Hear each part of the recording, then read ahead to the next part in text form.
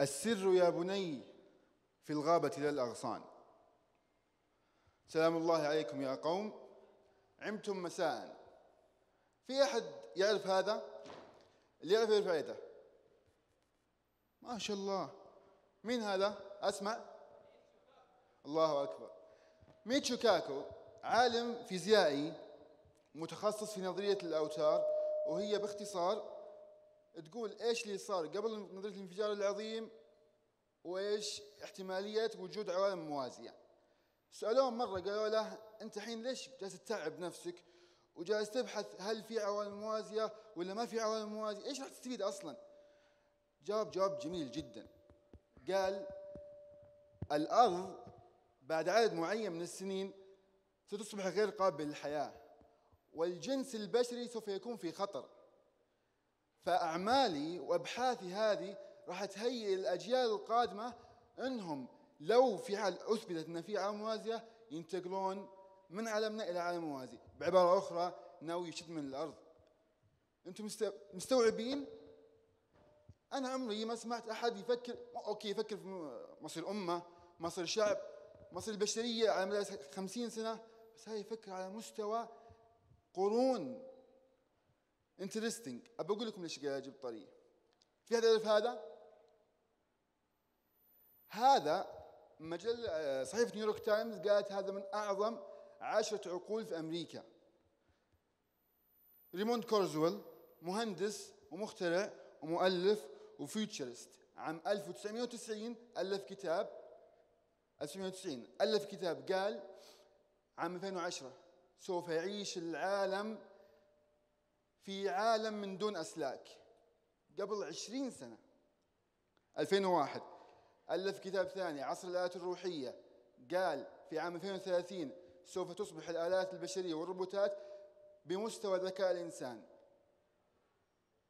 عام 2005 قال من بعد عام 2050 سوف يصبح الإنسان والآلة شيئا واحدا، وأطلق عليه مصطلح اسمه singularity. روسيا أيضا أطلقت مشروع اسمه Global 2045، وهو هدفه ميتشو كاكو وريموند كورزويل ومشروع روسيا هذا أن يخلقون تطور البشرية هيومن بلس، أن يصبح الإنسان عنده قدرات عجيبة.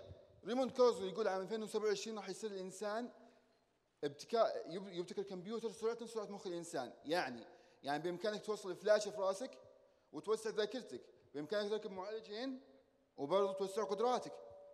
كل هذا وأكثر في هذا الموقع الموجود عندكم هذا اللي هو Global Future 2045. أنا أول ما قريت هذا انبهرت، قلت مش معقولة، أنا وين عن الكلام هذا؟ يعني فعلا الجماعة هذول جالسين يصنعون البشرية، يصنعون تاريخ البشرية حرفيا. وفوق هذا فاتحين مجال حق كل الناس يشاركون فيه، لكل الباحثين والمهتمين والمتخصصين والمتشككين أرض. وأنا جالس أقرأ الأبحاث في المواقع، بالصدفة كذا فتحت تويتر لقيت التغريدة هذه: هل تتنازل اسم قيمته مقابل مليار؟ أشبه بالسفر عبر الزمن. أنا قلت في نفسي معقولة؟ إلى هالدرجة هم متقدمين عنا بسنين وحنا جالسين ما تغيرنا؟ فهنا رجعت حق حلمي القديم أيام الطفولة. عبقور، تعرفون عبقور؟ أوه، ما في أحد من الطيبين. عبقور هذا قط من عالم موازي آخر، أي شيء تبغاه يخترع لك إياه من جيبه كذا، من جيبه يطلع أي اختراع تبغاه. فأنا كنت وأنا صغير أتخيل أقول أنا لما أكبر أبصير زي عبقور، أي مشكلة تواجه الشباب أنا راح أعالجها. الحلم هذا ما تبخر. مع السنين كملت دراستي بكالوريوس وحصلت على هندسة إدارة وتحكم، وأسست فريق أندلسي وأنتجنا من خلال برنامج عزبة المهندسين. في حاجة عزبة المهندسين؟ جميل. عزبة المهندسين باختصار للي ما شافه مجموعة مهندسين، هو برنامج واقعي تمثيلي على اليوتيوب. مجموعة مهندسين تصير بينهم مشاكل ويحاولون يحلون المشاكل عن طريق ابتكار أجهزة حقيقية. انا انصح اللي ما شاف عزبة المهندسين يشوفها الان. طيب هذا عزبة المهندسين، احنا في اندلسي ايش نبغى نسوي في اندلسي؟ احنا حارق قلبنا اللي قاعد نشوفه ان عندنا طاقات وعندنا امكانيات، ومع ذلك لا نستطيع المشاركه في المحافل العالميه مع ريموند كورزل، مع ميتشيكاكو، مع مشروع روسيا. نبي نصنع التاريخ، فقررنا ان المعرفه التخصصيه هذه نبغى ننزلها للمجتمع، نبغى المجتمع يعرف يبتكر. خلاص اذا اخترب شاحنك لا ما يحتاج تقطع، في قطعه صغيره تبدلها وخلاص تضبط. يعني الان انا بسال السؤال الان، يعني تعرفون كهرباء 110 220 تعرفونها صح؟ السؤال على السريع، ايهم امن؟ كهرباء 110 و220، من يقول 110 امن؟ 110 امن، 220 امن. ايوه صحيح. كويس، 120 امن بكثير من 110. معظم الناس مش عارفين الشيء هذا، يقول 120 فهو اكثر فهو اكيد امن، وهذا خاطئ.